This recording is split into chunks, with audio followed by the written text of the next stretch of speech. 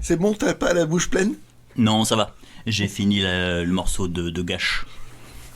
Ouais. Elle est pas mauvaise d'ailleurs. Ouais. Bon, Donc, on va essayer autre chose encore. Ouais. Allez, bonjour. À ma gauche, le geek belge.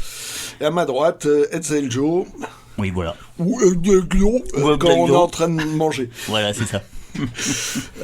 Bon, bah là, Bah, le nouveau format, c'est un peu ce qu'on a lu. je peux sortir mon jeu de mots pourri? C'est un jeu de mots de Pâques. Non, pas spécialement. Bon, bah vas-y. Je vais appeler cette émission-là Les belles histoires de l'oncle Pâle. Ça commence toujours bien, mais ça finit mal. C'est ça. Non, les pâles pour la pile à lire. Ah, la pile à lire. Voilà, Bah donc oui, on va effectivement. parler de ce qu'on a lu. Oui, parce qu'on achète des livres et choses surprenantes, on les On les lit. lit. Voilà, c'est ça. Alors donc, Eh ben, moi, je vais commencer par ce comics qui a été édité par les éditions Edena. Alors, pour te dire que c'est pas nouveau, ah non, parce que les éditions Edena, ça a eu... ça a existé au début des années 80 Ouais, et ça n'a pas existé longtemps. ça n'a pas existé longtemps. Ils avaient surtout fait ce qu'ils appelaient des portables, des petites sérigraphies, des petits... Oui, il y a machin. beaucoup d'affiches, C'est sérigraphies. surtout des objets. Oui, C'était eux quand même qui avaient sorti Dark Knight de Frank Miller. sur les toiles aussi. Batty Et, et Mobius. Et bon, la version commerciale de Sur l'étoile, oui. Et puis un Batty, je crois, Oui. et ce truc-là aussi. Mais c'est à peu près tout. Donc, bon, c'est les frères Hernandez, je crois. Born to be alive. Ça commence bien. Oui. Euh, Allez, hop, enchaîne. Ouais, vaut mieux. Alors, c'est du comics. Donc, à l'époque, voilà, un comics indépendant c'est sur un architecte qui veut corriger la ville qu'il a bâtie, qu'il a conçue. Oui. Dont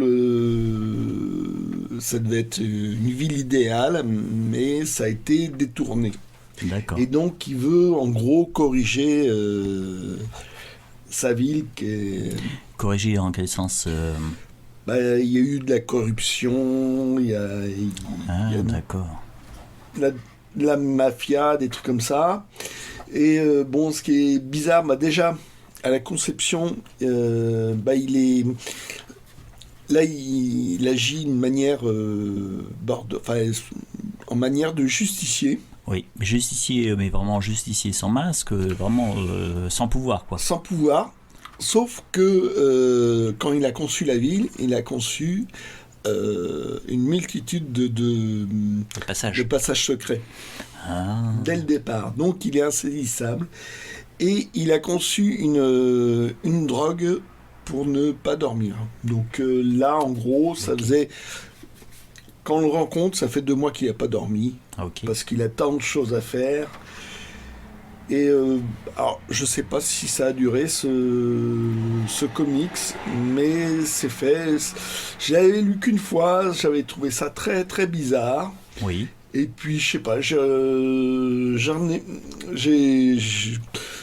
parcourais un peu ce que j'avais en comics et je suis tombé dessus. Et tu l'as relu. Et je l'ai relu, donc bon, ça appelle une suite, évidemment, parce que c'est du comics. Mais bon, voilà, c'est... Ah, il y a un petit... Ouais, c'était petit plutôt... dossier graphique. Ouais, plutôt rare à l'époque, dans les années 80. The X-Files. Donc Voilà. bien sûr une référence à la série. Oh non, je pense pas.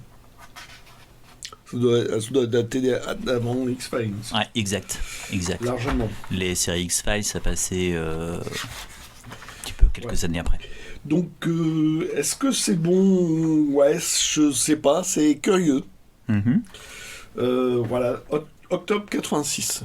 D'accord. Et puis moi, je pense pas que ça a eu la moindre réédition, donc c'est un truc curieux, quoi. Il doit me rester un catalogue à Idena que j'avais gardé. Homme cruel, tu me le dis?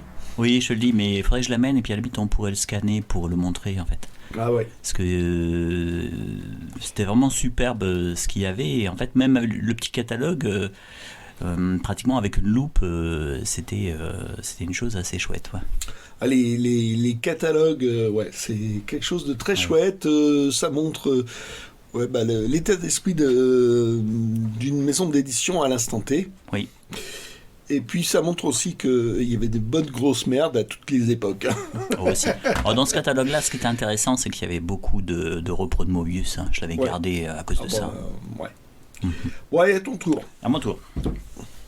Donc ça, c'est un roman KPDP. Alors je l'ai lu il y a quelques temps, je cherchais la suite et puis ce qui se passait avant. Enfin, c'est pas exactement des suites, mais cet auteur, H. de Fels, j'ai pas réussi à trouver une biographie sur lui. Je sais à peu près quel livre il a écrit. J'en ai trouvé un autre dans cette même collection. Donc c'est la collection, enfin l'éditeur, c'est Taillandier Ouais. qui fait sa propre. Alors on appelle ça la collection bleue à cause du dos. Quoique même pas, c'est même pas la bleue ça. C'est la collection roman de KPDP. Et je connais pas l'auteur, mais c'est très sympa. C'est très sympa à lire. Il y a des gens c'est très picaresque, quoi. Il y a des personnages qui sont lâches, qui font leurs petits coups en douce. Il y a des rebondissements, des histoires d'amour, des duels. Non, c'est vraiment très sympathique. Quand on aime bien Dumas, pas de problème, on peut le lire et c'est vraiment sympathique. Et est-ce que ça a été réédité? Pas à ma connaissance. Pas à ma connaissance. Ah C'est oui, non. H. de Fels dans Je cette. vous souhaite bon courage pour le retrouver si ça vous tente. On peut le trouver. On peut le trouver. C'est pas si difficile que ça. Je crois D'accord. sur internet. Il y a un ou deux exemplaires qui traînent. Après, le trouver en vide-grenier, il Est-ce faut que c'est s'amuser. Est-ce que c'est vendu cher? Oh, je sais plus. Non, le Non, je dirais KPDP? 10-15 euros. KPDP en ce moment, alors ça c'est marrant, c'est un petit peu comme la SF en fait. Il y a des films qui sortent sont des gros blockbusters, mais par contre en roman, c'est un peu de la niche quoi. Hein. Ouais, donc on peut en avoir sans se ruiner, quoi. Oui, oui. Et puis même sur les vides-greniers, c'est pas les premières choses qui vont partir en premier. Moi, je suis un David Grenier, j'étais arrivé à 11h, il y avait une caisse entière qui était dans un coin qui m'attendait. Hein. Non, c'est Elle pas. t'appelait. Ouais, c'est ça. Hetzel, viens nous prendre. Ouais. Et d'ailleurs, ça, c'est super. Mon frère m'en a trouvé toute une pile aussi. Et en tout cas, celui-ci est bien écrit parce qu'en fait, vous avez certains qui sont un petit peu écrits avec les pieds, qui sont une suite de. Donc là, c'est écrit avec les mains. Là, c'est écrit avec les mains. Bon, c'est bien. Voilà. Donc, si vous le trouvez, alors j'en ai encore un autre. Là, faudrait que je le lise du même auteur. J'espère qu'il sera aussi bien que l'étreur de Scaramouche. Bon. Hop, à ton tour. Ouais. Alors moi, voilà, c'est... Quand c'est pas cher, on tente.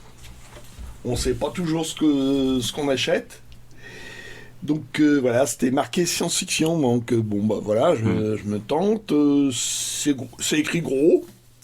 Voilà. Alors, au départ, c'était 18 euros, mais je pense que si je l'ai acheté 1 ou 2 euros, c'est le maximum. Bon, nickel. C'est ça qui est bien en vide-grenier. Donc, si ça plaît pas, tant pis, hein, on s'est pas ruiné. Oui. Donc, c'est marqué science-fiction, mais peut-être que c'est de l'anticipation plus. En fait, ça se passe à notre époque actuelle. Art Science peut-être. Ouais, peut-être, je sais pas. Je suis trop nul en science pour te dire si c'est possible ou pas. Est-ce que j'ai fait des recherches? J'ai essayé de voir s'il y avait quelque chose sur YouTube. J'ai rien trouvé. Enfin, j'ai pas trouvé sur la théorie qui est développée là-dessus. Oui. En fait, l'histoire commence. Il y a un gars qui fait un site internet, enfin un blog, un truc comme ça. C'est parce que ça a quelques années déjà.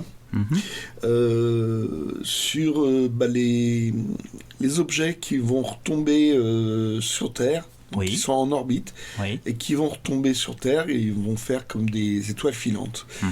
Sauf que y a un 3e étage d'une fusée iranienne qui a été sortie, qui ne redescend pas, à la rigueur, au contraire, accélère un peu et gagne en orbite. Ah, change d'orbite. Ouais. Et en fait, il va s'apercevoir qu'il y a des milliers de petits objets qu'on va appeler des longes orbitales, qui peuvent menacer un Elon Musk, qui serait parti avec sa fille en orbite pour inaugurer un hôtel orbital. Et en fait, c'est ce qu'on suit. L'auteur est japonais. Donc, les personnages principaux sont japonais. Les méchants sont nord-coréens. Oui, logique. Et à un moment donné, ils doivent fuir du Japon pour leur sécurité. Ils vont se réfugier aux États-Unis. Et la CIA sont des gentils, totalement gentils. C'est de la science-fiction. Là, de ce côté-là, c'est pas du cyberpunk. C'est plutôt un milieu hacker. Là, comme c'est décrit déjà. J'ai besoin d'un programme. Ça y est. C'est marrant, ça me rappelle. Ils sont super réactifs et tout. Super doués, super réactifs. C'est hop. Ils font ça de manière. C'est un petit peu dans la lignée de Gravity, non, le film avec les déchets qui sont en orbite et qui détruisent un satellite, non C'est un accident de Gravity, non dans Gravity, oui. Mais il y a eu un cas il n'y a pas très très longtemps où les Chinois ont testé un missile pour exploser un satellite. Donc ils en parlent de cet accident. Il y a de ça dedans. Il y a de ça dedans. Il y a toute une partie comme ça, comment on peut éliminer ces trucs-là, parce que c'est menaçant. Ah bah oui, totalement. Et tout. Donc voilà. Alors ça se dit bien. C'est de la lecture, facile, sauf quand il développe sa théorie. Alors là, j'ai rien pané. J'ai fini par comprendre à peu près qu'est-ce qu'étaient les longes orbitales. Bon, le mec, je sais pas, il a dû s'enseigner auprès de scientifiques, tout ça, mais j'ai pas trouvé de vulgarisation pour moi. Mais bon, ça l'a fait quand même. Bon, super. Voilà, donc ça tient plus du thriller scientifique peut-être que de la SF. Que de la SF, non. Non, tu restes bien sur la Terre. T'as une idée intéressante pour le vol spatial, mais ça reste bien sur Terre. Ok. Voilà. Hop, à mon tour. Toujours de KPDP. Donc là. C'est facile. Avec Exceljo, c'est soit Cap, soit DP. T'es pas Cap. Donc là, hop, on retrouve. Alors là, que je dise pas de bêtises.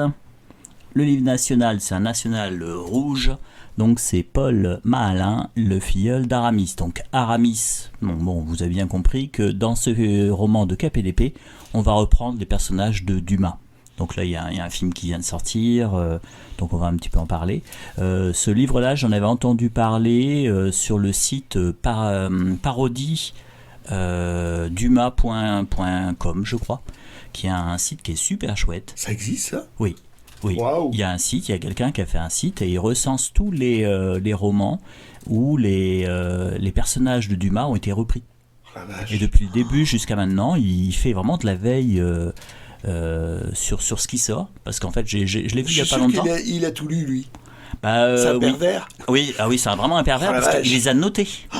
Il les a notés, c'est-à-dire qu'il les note de 0 à 3 étoiles. Ah, c'est génial. Ah oui, c'est super. Et donc celui-ci, j'ai essayé de le trouver, de Paul Mahalin, parce que à chaque fois qu'il a lu un de ses livres, soit c'est 3 étoiles, soit c'est 2 étoiles. Et j'en avais lu un ou deux, en fait, et j'ai regardé.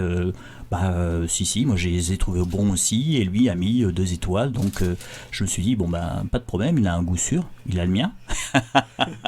Et donc, c'est mon frère qui me l'a trouvé, celui-ci, parce que je l'avais pas trouvé. Alors là, par contre, si vraiment vous vous intéressez à ça, c'est très chaud pour les trouver. Paul Mahalin pour le trouver. Et cher. C'est carrément ce qu'il n'y en a pas. Il n'y a pas d'exemplaire. C'est quand je vais regarder, je trouvais pas d'exemplaire. C'est pas l'unique exemplaire quand même. Non. Mais simplement, je pense que c'est comme les gens se disent que ça ne va intéresser personne et ils les mettent pas en vente peut-être. On peut le trouver à force en cherchant un petit peu régulièrement. Je pense qu'en mettant des alertes, on doit pouvoir le trouver. Moi, j'ai le tort de ne pas mettre d'alerte sur Internet. Et je l'ai lu et c'est très sympathique. Parce qu'on reprend vraiment des personnages. Alors Aramis a vieilli. Alors, c'est le dernier. En fait, ça se passe vraiment après tous les romans de Dumas. Donc en fait, Aramis c'est le dernier qui reste du roman Les Trois Mousquetaires. D'Artagnan est mort donc à Maastricht. Porthos, lui, il est mort en fait en Bretagne. Je sais pas, je crois que c'est dans le dernier des romans. Il meurt dans une grotte en sauvant ses camarades. Et là, c'est un des gardes qui a été blessé par D'Artagnan près au Carme, dans Les Trois Mousquetaires, qui en fait s'est retiré parce qu'il est blessé, donc il peut plus être garde. Il est retourné dans ses terres. Il a fini par trouver une femme. Il a eu un enfant, et en fait, l'enfant, il l'a élevé. Et en fait, cet enfant-là devient le filleul d'Aramis. Et donc il a des aventures. Ce qui est incroyable, c'est qu'en fait il y a vraiment un contexte historique qui est vraiment très fort. Et c'est sur une guerre qui se passe en Espagne. L'armée française l'armée du roi part en Espagne. Il y a des batailles contre les Espagnols, contre les Anglais. C'est vraiment très sympathique à lire. Et dis donc, celui qui a ouvert le livre... C'était brutal. Il a été violemment. Brutal. Hein. Ouais, il a vraiment. Et on voit le papier, c'est vraiment du pulp, c'est vraiment de la littérature populaire dans le noble sens. Ça a l'air vachement fragile aussi. C'est super fragile. Et la personne c'est la personne qui a mis du papier cristal, c'est pas moi en fait, c'est la personne d'avant. Donc lui aussi il tenait, et il a eu raison parce que c'est un roman qui est très sympathique. Et ce qui est rigolo, c'est qu'il y a plusieurs complots en même temps, dont celui d'Aramis. Aramis qui veut être pape. Bon. Il veut devenir pape. Carrément. Et donc il intrigue, et en même temps il y a d'autres personnes qui font des complots. Non, c'est très sympathique. Ok. Moi je vais sortir un bouquin encore. Alors ça, c'est toi qui m'as conseillé de le prendre. Tu m'as dit, c'est du merveilleux scientifique. Alors c'est... L'île sans nom. L'île sans nom de... Maurice Level. Et voilà, c'est un soir, ça faisait plusieurs mois que je l'avais acheté. Mm-hmm. C'est ça qui est marrant, c'est que ça dort dans ma bibliothèque, puis tout d'un coup, c'est vrai que j'ai ça. Et c'est écrit gros. Si je suis déçu, ça sera rapide. Oui. Et heureusement que c'était rapide. C'est pas bon. Alors, tu m'as dit que c'était du merveilleux scientifique. Dans mon souvenir, oui. Alors, effectivement, j'ai consulté Rétrofiction, oui. L'espèce de dictionnaire incroyable de Guy Coste et... du regretté Alterac. Et du regretté Alterac. Oui. Effectivement, c'était dedans. Mm-hmm. C'était qualifié de modeste. Jusqu'où va la modestie? Il ratissait large. Hein. Ouais. Alors, c'est quand même à 99% de merveilleux mélodramatique. Oui. Et 1% de merveilleux scientifique. Hein. D'accord. C'est ouais. Je peux pas le conseiller. Hein. J'ai cherché longtemps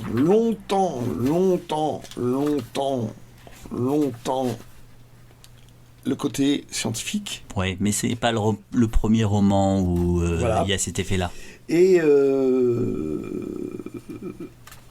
Et c'est l'histoire d'un naufrage, mais est-ce que le capitaine a sabordé son bateau, c'est le déshonneur pour sa femme, c'est... Ah oui, voilà, ouais, je vois. Mais bon, il y aura un coup de théâtre à la fin. Et finalement, non. L'honneur est sauf. Tu le sais pas. Ouais. Tu vas devoir le lire. Ça sera ma vengeance. Oui, je dois l'avoir quelque part en plus. Mais tu sais, tu as la jaquette? Oui, justement, oui, c'était une des jaquettes qu'il fallait que je scanne pour en pouvoir en sortir une pour faire un facsimilé. Pour faire un facsimilé. Un petit peu comme le Magog aussi. L'homme qui devint... Là, par contre, on en reparlera une prochaine fois. On en parlera parce que celui-là, il vaut 100 pesant de cacahuètes. Il est super. Hop. Je vais enchaîner, tiens. Tu enchaînes, vas-y, enchaîne. Donc, dimanche dernier, j'ai trouvé celui-là. Mademoiselle J. Mais en fait, ça commence là, en gros. En fait, c'était un Spirou vu par deux auteurs. C'est une série... voilà, qui est très riche. Ouais, moi j'aime bien cette collection. À différents dessinateurs. Et là, en fait, ils sont partis d'une anecdote où le personnage de Spirou, par le premier dessinateur, Rob Vell, s'inspire des petits grooms où il bossait dans un paquebot. Et Rob Vell, c'est Robert quelque chose? Robert Welter. Ah, Welter, ok. Voilà. Et en fait, la première histoire, donc, on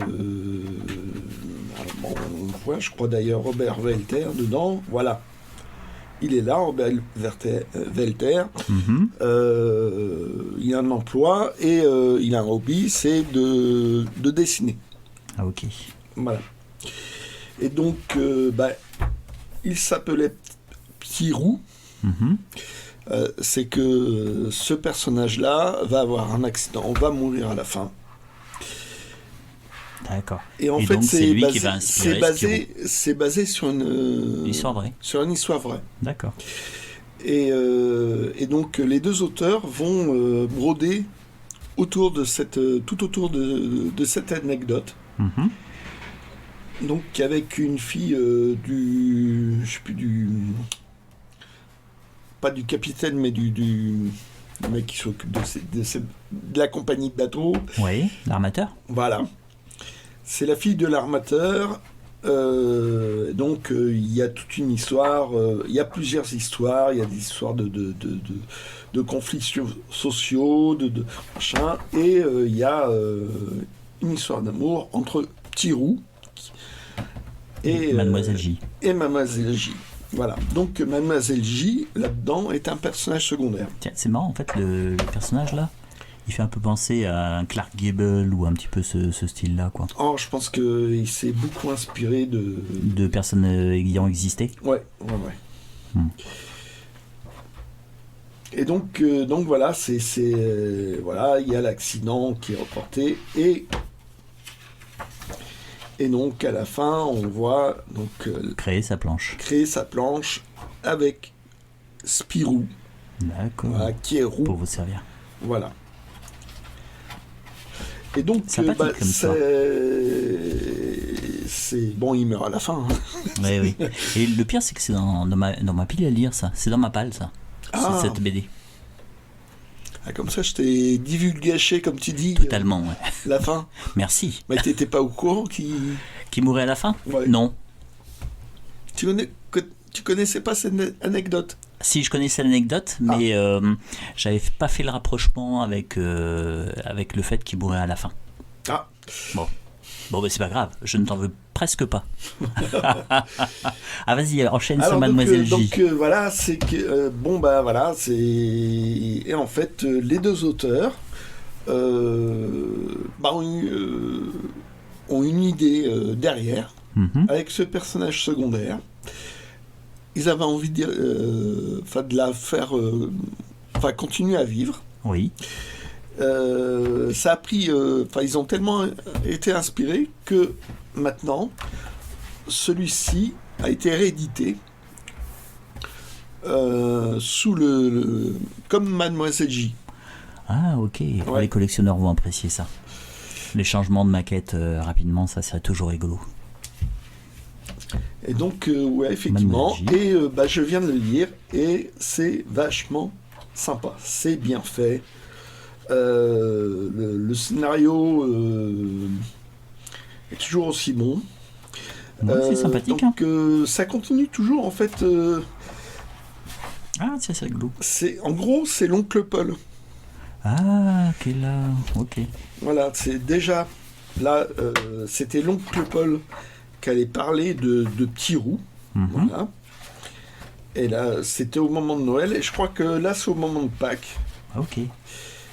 Ouais, et donc- tiens, c'est marrant, ce petit bonhomme, ça me fait penser à la planche où Walteri reprenait le personnage, c'est avec le gamin qui va dans le Le grenier. petit bout chic, Le petit bout de chic, quoi.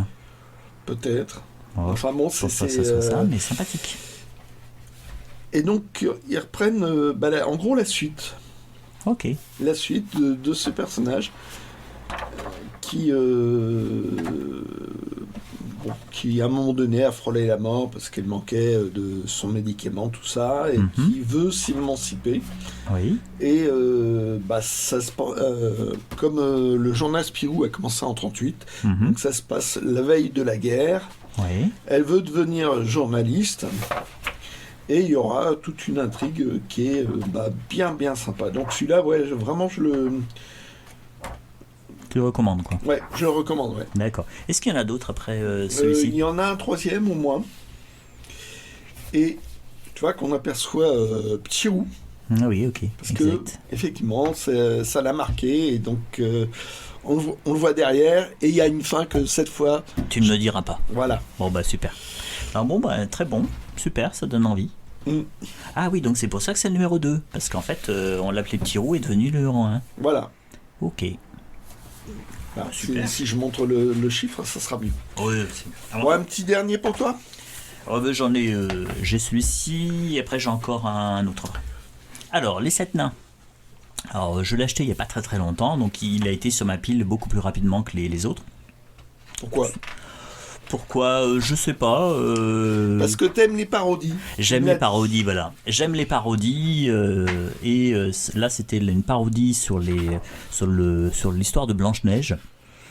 Donc là, effectivement, ils sont, comme on disait lors de la présentation, tout le monde est un peu lubrique là-dedans. Hein. Les 7 nains, le chasseur, ça c'est pas de cadeau. Et en fait, c'est sympathique. Vraiment, on reprend l'histoire, on rajoute des éléments un petit peu de magie. Des fois, on se prend pas au sérieux, on vient sur Terre en disant bah non, j'étais pas possible de le faire. T'as Blanche-Neige est pas aussi naïf que ça. Elle arrive un petit peu à tirer son épingle du jeu. Il y a le roi, on sait pas, il est disparu. Non, c'est assez sympa à faire. C'est sympa à lire. Bon, point de vue parodie, je préfère quand même des choses comme Garulfo ou des trucs comme de Capeux de Croc. Hein. Ça, c'est vraiment le summum. Mais sympathique. Ça se laisse sûrement lire et non, je suis content de l'avoir. Bon. Alors, les couleurs, en fait, au début, c'est un peu flashy. Hein. Mais ça passe. Ouais, non, c'est pas mal. Mm-hmm. Et donc, toujours scénario de Lupano. Ah oui. On en avait parlé, en fait. Wilfrid Lupano, c'est lui qui a fait les vieux fourneaux. Oui. Et c'est pour ça que je l'ai pris, en fait. L'homme qui n'aimait pas les armes à feu. Les armes à feu. Qui est déjanté aussi. Ouais. Donc, et lui, je pense qu'il est à suivre. Hein. Ouais. Lupano, Wilfrid Lupano, vous voyez au scénario, c'est bon, vous pouvez le prendre. C'est pour ça que je l'ai pris. Hein. Il y avait 2 autres que j'ai évité. J'ai pris parce que c'était Lupano qui était là. Voilà. Hop. À ton tour ? Non. Non, un petit dernier pour toi. Un petit dernier. Allez, un petit dernier pour la route. Allez. Hop, alors celui-ci. Non, pas ça. Ça. Ah, les Goonies. Ah, il est même pas fini. Regardez, il me reste quelques pages. Voilà, celui-ci aussi, je l'ai acheté il y a pas très longtemps. Il meurt à la fin ? Non. Ah, Je suis en train de réfléchir. Ah, c'est, non, mais j'ai même pas vu le film. bah, moi, je l'ai vu il y a très longtemps, ce qui fait que c'est très amusant de lire le roman. Et des fois, il y a des images du film qui vous apparaissent. Ah oui, ok, ça se passe comme ça. Je pense qu'en plus, il y a des choses qui ne sont pas dans le film, notamment par rapport aux pensées. Alors, c'est par rapport à deux, trois choses qui sont un petit peu chauds entre justement Andy et Rand. Ils se permettent un petit peu plus de choses dans le roman que dans le film. Ce qui est sympathique, c'est qu'on retrouve vraiment les pensées du frère de Rand. De Brand d'ailleurs. Et ce qui est marrant, c'est que dans les expressions et les choses comme ça, c'est vraiment les expressions des années 80. C'est quand tu le lis que tu dis ah oui, tiens, effectivement, on disait ça comme ça. Merci de me regarder ma page, c'est vraiment sympathique. Page 167. Ah. Et oui, c'est assez sympathique. Moi, vraiment, c'est léger, c'est vraiment sympathique à lire. Je le recommande. Je pense que ça, si vraiment vous dites ah super, j'aimerais bien lire à mon tour, je pense que vous le trouvez, ça doit être 90 centimes sur Rakuten. Ouais, c'est pas recherché. C'est pas recherché du tout. Donc c'est pas cher. Voilà. Alors, en fait, ce qui est, ces novélisations là, c'était, j'ai envie de dire avant. Avant les VHS. Hein. Avant le fait que. Là, ça devait commencer les VHS peut-être. Ça a commencé, oui. Oui, ça a commencé. Oui. Ça devait être dur. Pour revoir un film, c'était très très dur à l'époque. Voilà. Donc les romans, ça servait à pouvoir se replonger dans le film. Et donc, en fait, ils se basent sur le scénario original par un écrivain. James Caan, voilà, un écrivain qui est chargé de faire ça. Apparemment, l'idée de base était de Steven Spielberg. Alors, des fois, ça arrive aussi. Par exemple, je vois dans le lot, j'avais trouvé aussi Christine. Là, c'est le roman qui a été adapté en film. Donc, hop, ils refont une édition. Et ils ressortent la fiche du film par-dessus. Ah oui, ça c'est un grand classique aussi. Hein. Oui, mais là, en fait, c'est qu'ils se basent sur le scénario. Oui. Et donc, le scénario, des fois, est corrigé en cours de route, au cours du tournage. Donc, c'est pour ça qu'on peut avoir des scènes inédites par rapport au film, ou des scènes qui ont été finalement coupées, qui se retrouvent quand même parce que le roman est écrit au même moment que le tournage, quoi. Oui. Et donc, au final, des fois, il y a des scènes qu'on ne retrouve pas dans le film, qui sont dans les trucs. Et c'est pareil dans les comics, comme ça, je me rappelle de Star Wars, le premier film, comme ça. Ah oui, je crois que tu m'en avais parlé de ça. Il y avait une scène qui n'existait pas dans le film. Qui n'était pas dans le film, ouais. Mais ça, je pense qu'il va falloir que je revoie le film pour voir en fait ce qui n'était pas dedans. Il y a des choses, des passages qui me disent rien du tout. Et puis il y en a d'autres, si, je me souviens parfaitement du passage en fait. Donc là, voilà. C'est si ça peut vous donner des pistes de lecture, voilà, c'est nickel. Tu as encore un roman, quelque chose à montrer ? Non, on va s'arrêter là. On va s'arrêter là. Bon, il me reste, je sais plus, que 20 pages à lire. Mais bon, je connais la fin. Je peux pas dire qu'il meurt à la fin. Non, il meurt pas à la fin. Bon. Ils sont riches.